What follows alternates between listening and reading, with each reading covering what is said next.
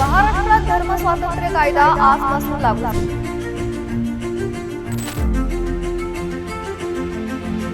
यामुळे लग्न, सामाजिक दबाव, वैयक्तिक स्वातंत्र्य, वारसा हक्क आणि संगोपन यांच्यावर गंभीर परिणाम होऊ शकतात. प्रकाश आंबेडकर हे या कायद्याला आव्हान देणार आहेत. महाराष्ट्रात धर्म स्वातंत्र्य कायदा आजपासून लागू झालाय. यामुळे लग्न, सामाजिक दबाव, वैयक्तिक स्वातंत्र्य, वारसा हक्क आणि संगोपन यांच्यावर गंभीर परिणाम होऊ शकतात. मात्र या कायद्याला अनेक स्तरांतून विरोध होतोय. वंचितचे प्रकाश आंबेडकर हे या कायद्याला आव्हान देणार आहेत. मात्र काय आहे हा कायदा? याला विरोध का होतोय? काय आहेत यातील नव्या तरतुदी? आणि खरंच या कायद्याला कायदेशीर आव्हान देता येईल का?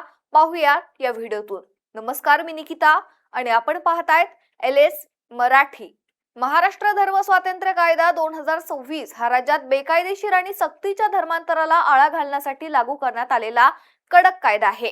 राज्य सरकारने मार्च 2026च्या अर्थसंकल्पीय अधिवेशनात हे विधेयक विधानसभा आणि विधान परिषद या दोन्ही सभागृहात मंजूर करून घेतलं होतं.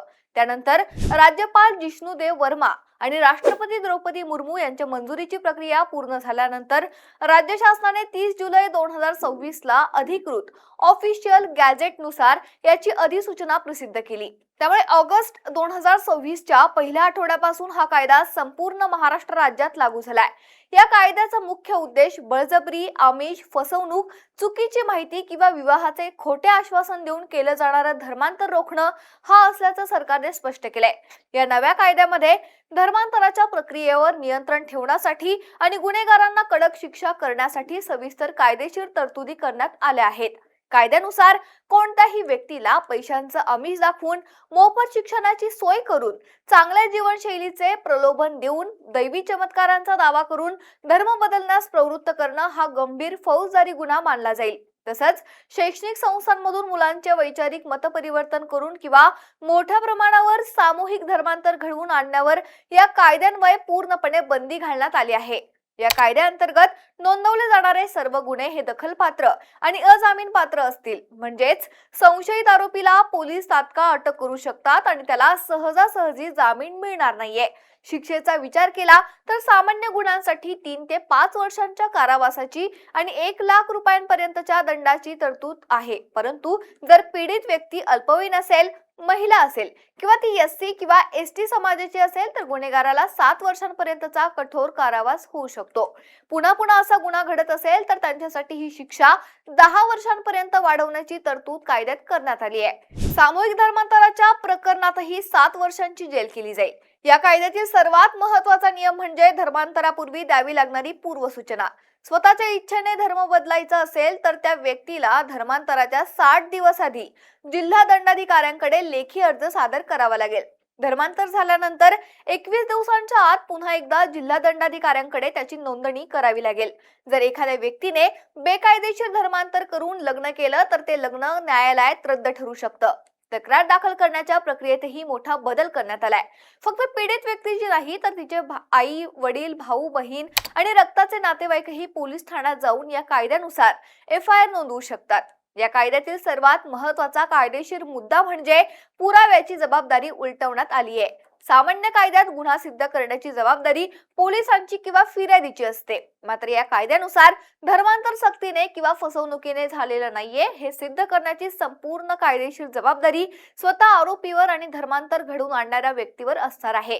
महाराष्ट्र धर्म स्वातंत्र्य कायदा 2026 लागू झाल्यानंतर राज्यातील सामाजिक संस्था, अल्पसंख्याक संघटना, मानवाधिकार कार्यकर्ते आणि विरोधी पक्षांकडून याला विरोध होतोय.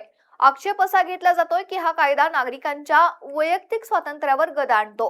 स्वतःच्या इच्छेने धर्म बदलणाऱ्या व्यक्तीला 60 दिवस आधी प्रशासनाला कळवावं लागणं म्हणजे नागरिकांच्या खासगी आयुष्यात आणि त्यांच्या धार्मिक श्रद्धेत शासनाचा अनावश्यक हस्तक्षेप आहे.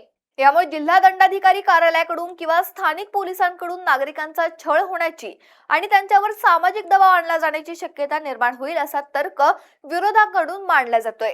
दुसरा मोठा विरोध लग्नाच्या स्वातंत्र्याशी संबंधित आहे. 2 व्यक्ती आपल्या पसंतीने लग्न करत असताना त्यांचं लग्न धर्मांतराच्या मुद्द्यावरून न्यायालयात रद्द करू शकतं किंवा तरतूद वैयक्तिक निवडीच्या स्वातंत्र्याचा गळा घोटणारी आहे. तसेच नातेवाईकांना तक्रार करण्याचा अधिकार दिल्यामुळे आंतरधर्मी विवाह करणाऱ्या जोडप्यांच्या कौटुंबिक आणि खाजगी जीवनात नातेवाईक किंवा विशिष्ट विचारसरणीच्या संघटनांकडून पोलिसी बळाचा वापर करून त्रास दिला जाऊ शकतो, अशी भीती व्यक्त केली जाते. पुराव्याची जबाबदारी आरोपीवर टाकण्याच्या तरतुदीलाही कायदेशीर तज्ञांनी विरोध केलाय. कारण यामुळे कोणत्याही निष्पाप व्यक्तीला खोट्या आरोपाखाली अडकवून स्वतःला निर्दोष सिद्ध करणं कठीण होईल. हा कायदा धार्मिक सलोखा निर्माण करण्याऐवजी समाजात संशयाचं आणि भीतीचं वातावरण तयार करेल आणि याचा वापर राजकीय फायद्यासाठी काही समुदायांना लक्ष्य करण्यासाठी केला जाऊ शकतो.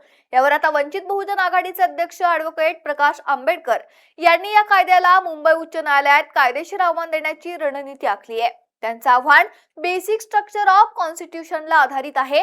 भारतीय संविधानाचे कलम 25 प्रत्येक नागरिकाला आपल्या निवडीनुसार कोणत्याही धर्माचं पालन करण्याचं, त्याचे आचरण करण्याचं आणि त्याचा शांततापूर्ण प्रसार करण्याचे मूलभूत स्वातंत्र्य देते.